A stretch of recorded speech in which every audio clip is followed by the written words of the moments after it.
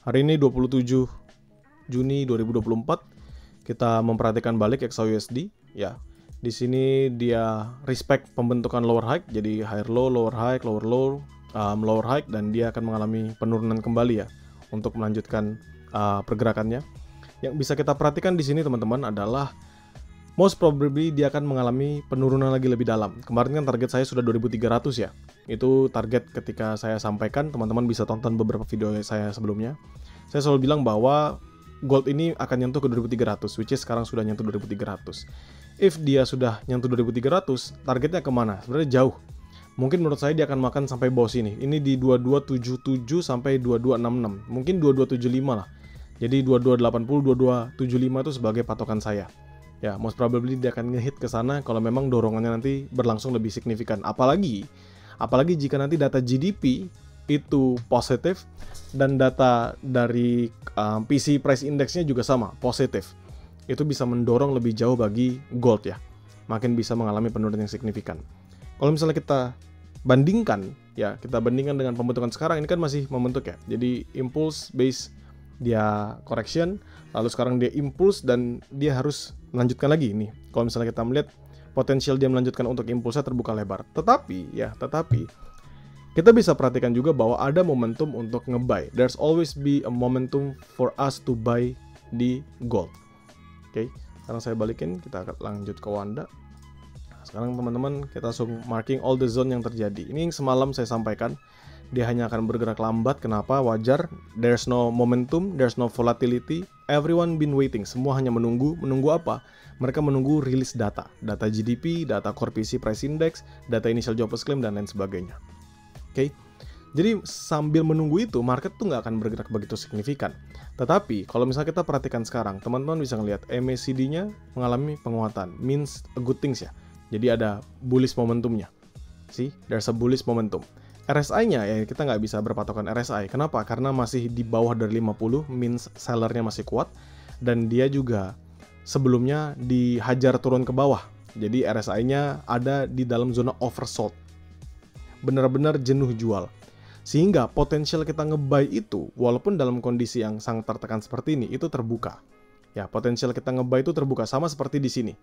Jadi dia jenuh jual, lalu dia mengalami retracement, ya.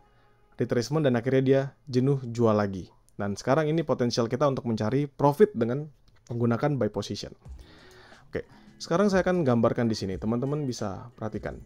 If I change it to garis ya, teman-teman lihat di sini ada area yang tidak dimitigasi. Bukan tidak dimitigasi sih, tapi sudah dimitigasi tapi nggak di breakout. Dia nggak pernah close di bawah dari area tersebut. Itu di 2296, 2295.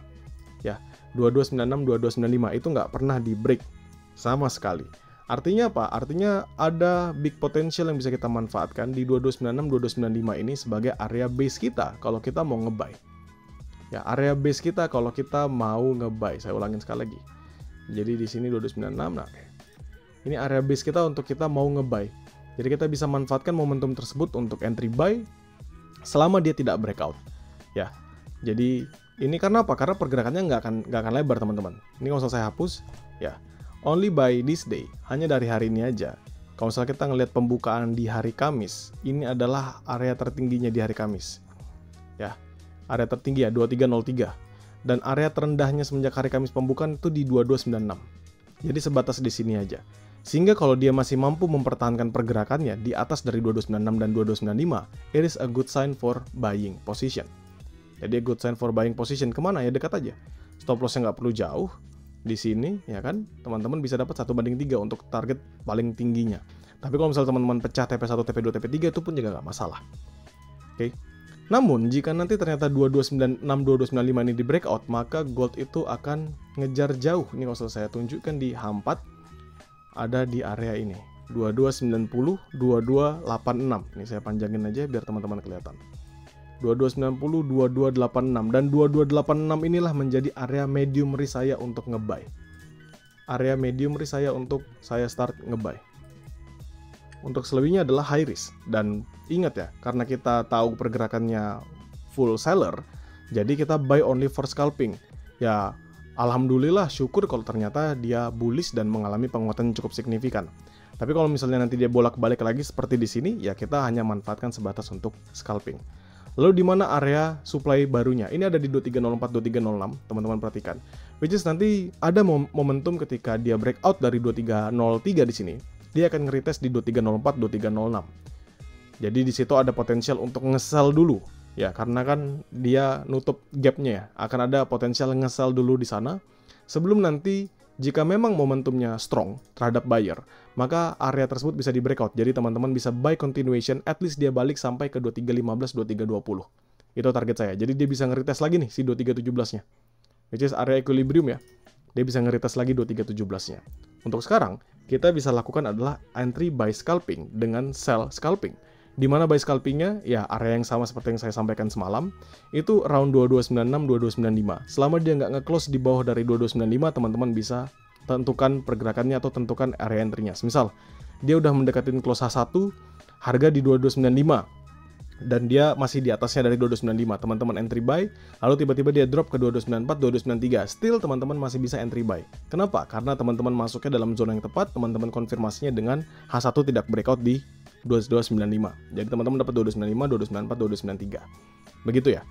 Dan di sini teman-teman juga bisa perhatikan bahwa walaupun ini momentumnya satu batang full, tetapi ini nggak ada pergerakan lain. Maksudnya apa? Tidak ada volatility, tidak ada momentum, tidak ada dorongan apapun. Ini hanya sebatas pergerakan wajar dari gold untuk membentuk yang namanya sideways-nya.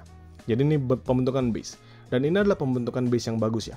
Kenapa? Karena dia dihajar satu candlestick full, lalu dia membentuk base yang cukup lama. Dan ingat, kita fokusnya adalah sell continuation, buy for scalping.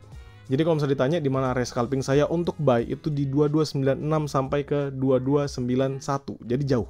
2296 ke 2291 itu area buy scalping saya. Saya akan masuk bolak-balik terus-menerus.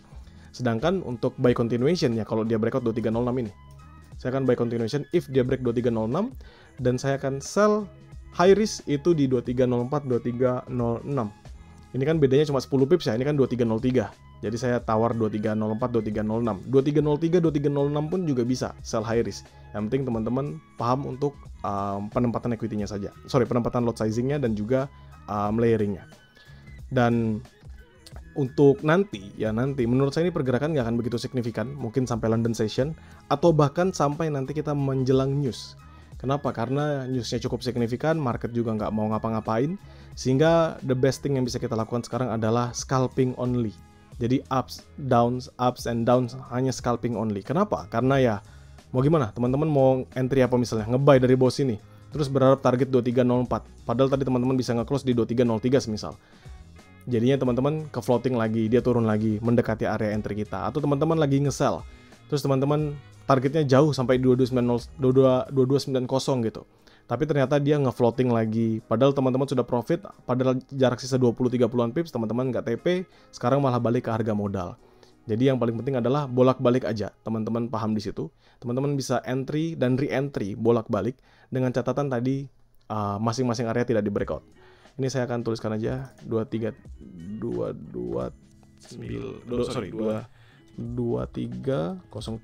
Oke. Ya. Ini untuk ups and downs yang terjadi sekarang ya. Di sini 2297 sih sebenarnya, ini bukan 2296 karena 2296.960. Cuma kalau base-nya kan di bawahnya itu. Ya. Jadi ini only ups and downs and ups and downs. Ini saya tuliskan 2297 aja. Jadi selama dia nge-close-nya masih di atas 2297 ya teman-teman juga nggak perlu khawatir. Ya. Selama nggak break 2295 dan close-nya juga bisa di atas 2297, dia masih akan bolak-balik seperti ini. Dan ini adalah pergerakan yang sangat lame ya. Artinya apa? Ya nggak ada ngapa-ngapain, mau naik, mau turun, mau naik, mau turun, just being like that. Ya. Jadi saya hari ini mencari buy for scalping dan sell-nya for continuation, di mana area medium risk seandainya saya harus nge-sell itu di 2320-an di sini. 2317 itu juga udah bisa sih sebenarnya saya sell medium risk. Ya. Dan buy medium risk-nya ada di area bawah, dekat-dekat 2286. Saya tunggu aja, mungkin 2289 sampai 2286 atau 2288 sampai 2286. Oke, yang penting adalah areanya sekarang di sini. Kenapa saya bilang nggak gitu penting untuk area medium risk-nya?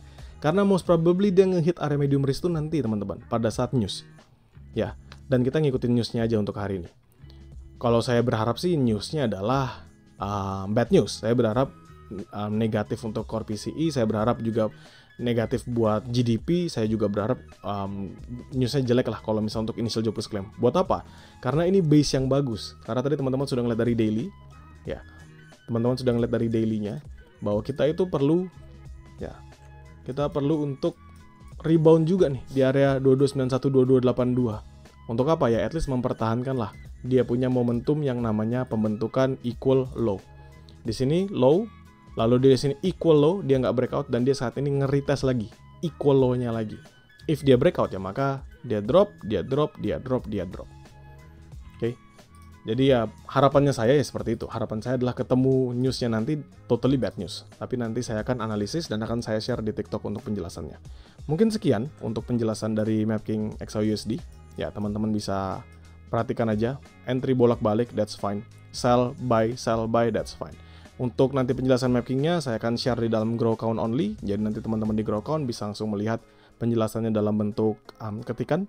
Untuk teman-teman yang dari publik bisa menonton live-nya lagi ulang atau nanti menonton video yang saya akan upload.